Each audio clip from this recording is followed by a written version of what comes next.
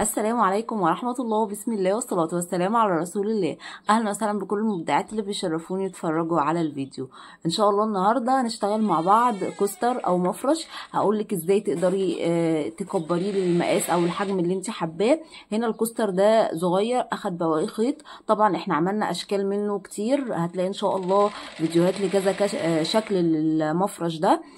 اللي هو الترند بتاع بوكيه الورد، إن هو المفرش يتحول لبوكيه ورد بالشكل ده كده. يعني اهو مفرش يتحول لبوكيه ورد. طبعا انا عامله هنا عينه صغيره وهعرفك ازاي تقدري تعمليها لاي مقاس انت حباه مهما كان، وعملت كذا شكل تاني. فيلا ان شاء الله نسمي الله ونبدأ مع بعض. واسيب لك برضو تحت في صندوق الوصف وفي التعليقات الفيديوهات التانية، الاشكال المفارش التانية اللي احنا عملناها مع بعض. اتمنى تقولي لي رأيك وتقولي لي بتشاهديني من اي بلد، ولو حابة هتعملي المفرش باللون ايه. يلا نسمي الله ونبدأ نشتغل الكوستر مع بعض. ده اخد بواقي خيط. المقاس المتر من المفرش ده بياخد تقريبا 500 جرام من اللون الاساسي، وشلة من اللون الاخضر، اقل من شلة يعني ممكن نص شلة، ربع شلة كمان من اللون الاخضر. ومن اللون الاحمر بياخد من شلتين، من شلة ونص لشلتين بالكتير، يعني شلة ونص بالكتير قوي، تمام، على حسب المقاس. طبعا كل ما المقاس بيصغر كل ما كمية الخيط بتقل، بس اقل حاجة اللي هو المقاس ال 30 سنتي بياخد شلة من اللون الاساسي، 36 سنتي بياخد شلة تقريبا من اللون الاساسي. كل ما بتكبري بالمفرش كل ما بيكبر معاكي. اكبر مقاس اللي هو متر، تمام، بياخد نص كيلو من اللون الاساسي، واقل من شلة من اللون الاخضر، ومن شلة لشلة ونص من اللون الاحمر، تمام. يلا نسمي الله ونبدأ على طول. معايا خيوط بندورة، ده قطن ايطالي، وبصراحة هو عجبني، ناعم وخفيف وطري، بصراحة حلو جدا وسعره معقول قوي قوي قوي. هبدأ ان شاء الله على طول. الكوستر طبعا بياخد بواقي خيط، واي نوع خيط هينفع معاه. عاوزه اقول لك ان يعني المفرش ده كمان مع الخيوط اللي هي الفلافي الخفيفه زي الهيمالايا افريداي او ليس كوتون جولد بيبقى حلو اكتر بصراحه، والورده بيبقى منفوشه وشكلها احلى في الخيوط اللي هي ليها فوليوم كده. هبدا اشتغل عقده بدايه، واشتغل 1 2 3 4. هقفل بمنزلقة في أول غرزة، هرتفع 1 2 3 سلسلة وهعتبرهم أول عمود، وهرجع أشتغل داخل الدايرة دي كمان 11 عمود كده. 1 2 3، هكمل 11 عمود بالشكل ده كده. اشتغلت 11 عمود مع سلاسل الارتفاع، يبقى عندي 12 غرزة. هقفل بمنزلقة في تالت سلسلة من سلاسل الارتفاع، وهرتفع 1 2 3.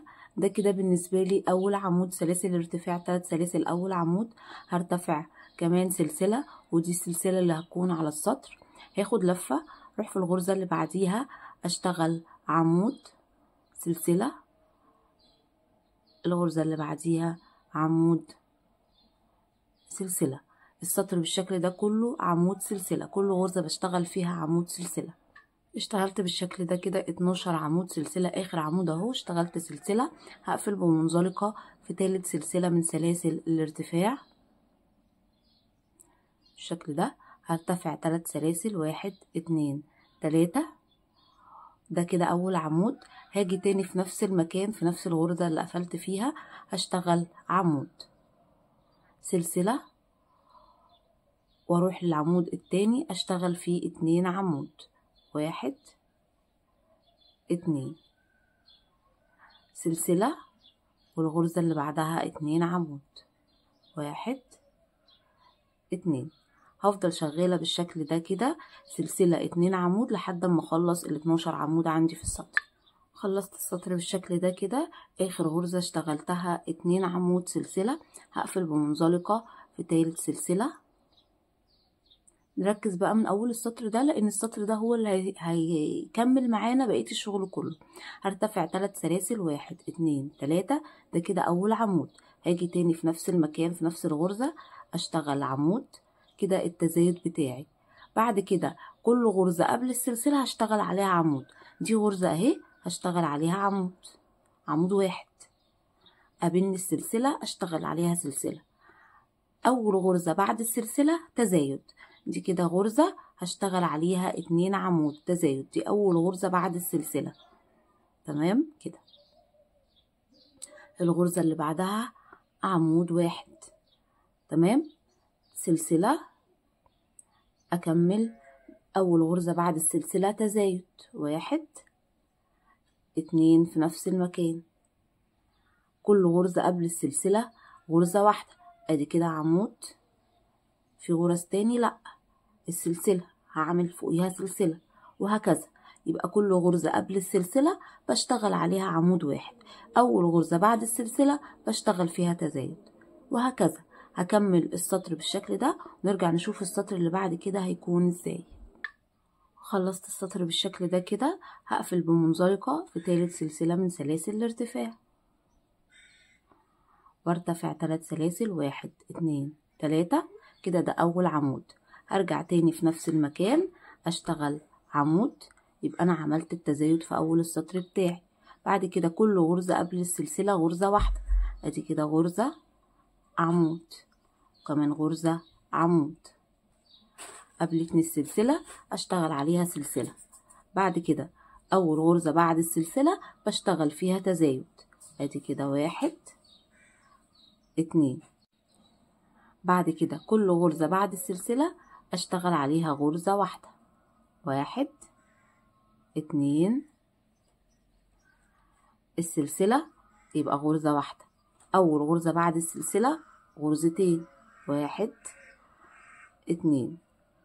بعد كده كل غرزة غرزة واحدة لحد ما اوصل للسلسلة، وهكذا بقى لحد ما اخلص السطر بتاعي. وهو ده السطر اللي بفضل اكرر فيه لحد المقاس اللي انا محتاجاه للمفرش او الكوستر بتاعي. شوفي بقى، انت هتعملي مفرش هتعملي كوستر، زي ما تكوني هتعملي هتبتدي تكرري السطر ده لحد ما توصلي للحجم او المقاس اللي انت محتاجاه. هكرر كده وبعدين ارجع لكم نشوف الخطوه اللي بعد كده تكون. انا اشتغلت بالشكل ده كده، هكتفي بعدد السطور ده. طبعا انت زي ما تحبي هتكبري المفرش بتاعك. تمام. هقفل بمنزلقة في تالت سلسلة من سلاسل الارتفاع، سلسلة تأمين، واقص الخيط بتاعي.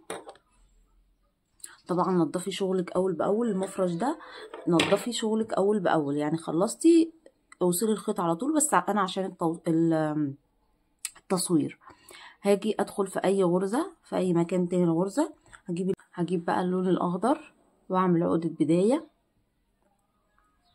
وهاجي عند اي غرزة فليكن تحت السلسلة معدودة معايا غرزة في العد بتاعي وانا بعد عشان محدش يفوتها. هشتغل 1 2 3 3 سلاسل بمثابة اول عمود، سلسلة ما بين العمود، واجي في نفس المكان اشتغل كمان عمود، سلسلة، واتخطى 1 2. الغرزة الثالثة اشتغل فيها عمود، سلسلة، عمود تاني في نفس المكان، سلسلة، اتخطى 1 2. التالتة اشتغل فيها عمود، سلسلة، عمود في نفس المكان، سلسلة، واتخطى 1. دي السلسلة اهي عدتها 2. الغرزة رقم 3 هشتغل فيها عمود، سلسلة، عمود في نفس المكان، سلسلة، تخطى غرزة 2. التالتة عمود، سلسلة، عمود في نفس المكان، سلسلة كمان 1 2. التالتة عمود، سلسلة، عمود، سلسلة. هكمل السطر بالشكل ده كده ونرجع تاني. وصلت كده لاخر السطر، هعد 1 2. التالتة هشتغل فيها عمود، سلسلة، عمود، بعدين سلسلة، عد 1 2. الغرزة التالتة هتكون اول السطر، فهقفل بمنزلقة في تالت سلسلة من سلاسل الارتفاع. وكده خلصت السطر بتاعي. هقص الخيط زي ما قلتلك، نضفي شغلك اول باول، ما تعمليه زي انا بس عشان التصوير بالشكل ده كده اهو. هبدأ بقى اجيب اللون الاحمر، طبعا اي لون بقى حباه للورد زي ما تحبي. تمام. هعمل عقدة بداية وهبدأ اشتغل هنا كده عد 1 2 3 هعتبرهم اول عمود، ده ما بين العمود والعمود اللي في نفس المكان اللي في نفس الغرزة. هشتغل كمان 1 2 3 كده 4 مع اول عمود، يبقى انا اشتغلت 5 غرز عمود مع سلاسل الارتفاع، يبقى كده اشتغلت 5 غرز عمود. هروح لتالت سلسلة من سلاسل الارتفاع اللي هو يعتبر اول عمود عندي، هدخل فيه بالشكل ده كده واسحب الخيط. بعد كده هرتفع 1 2 3 اتكون لي دايرة كده هنا من القفلة اللي انا قفلتها، هشتغل فيها حشو 1 2 3 حشو 1 2 3 حشو بالشكل ده كده. هيكون عندي الغرزة بالشكل ده كده. بعد كده هعمل سلسلة وهنزل هنا ما بين الاتنين عمود واتنين عمود في سلسلة، هشتغل عليهم حشو سلسلة، واروح عند غرزة الفي التانية اشتغل 5 عمود 1 2 3 4 5. هسحب الخيط لفوق شوية واروح عند اول عمود من الخمسة بالشكل ده كده واسحب الخيط ده. هرتفع 1 2 3 وهنزل هنا في الدايرة اللي اتكونت لي هنا فوق اشتغل حشو 1 2 3 حشو، ده كده تاني مرة 1 2 3 حشو لتالت مرة سلسلة، وهاجي هنا اشتغل حشو سلسلة واروح عند الفي اللي بعدها اشتغل 5 عمود 1 2 3 4 5. اسحب الخيط وعند اول عمود اسحب منه الحلقة دي، ارتفع 1 2 3 وانزل في الفراغ هنا اشتغل حشو 1 2 3 حشو 1 2 3 حشو سلسلة، واكرر. هفضل اكرر كده لحد ما اخلص السطر بتاعي والغرز بتاعتي وارجع لكم. اشتغلت بالشكل ده كده، هقفل هعمل سلسلة وهنزل هنا اشتغل حشو سلسلة وهقفل بمنزلقة في تالت سلسلة هنا من سلاسل الارتفاع بالشكل ده كده، واقص الخيط بتاعي. هعمل سلسلة تأمين واقص الخيط بتاعي. انضف بقى الخيوط بتاعتي ابرة التنظيف، وكل لون خيط بثبته مع اللون بتاعه. خلينا مثلا الاحمر اهو تمام، ابدأ اثبت الاحمر مع اللون الاحمر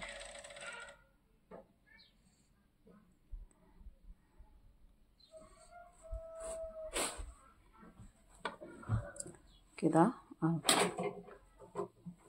بشكل عشوائي، يعني ملهاش طريقة معينة في التثبيت. اهم حاجة تتأكدي ان الخيط بتاعك دخل تحت الغرز تمام، وان هو ثابت ومخفي، مفيش حاجة ظاهرة منه كده. واقص هكمل بقية الخيط ونيجي نشوف الشكل النهائي للمفرش. بالشكل ده نكون خلصنا المفرش او الكوستر بتاعنا. اتمنى يكون عجبكم، وان شاء الله لو حابين تنفذوه بكل سهولة وبساطة. ان شاء الله اشوفكم في فيديو جديد. السلام عليكم ورحمة الله وبركاته.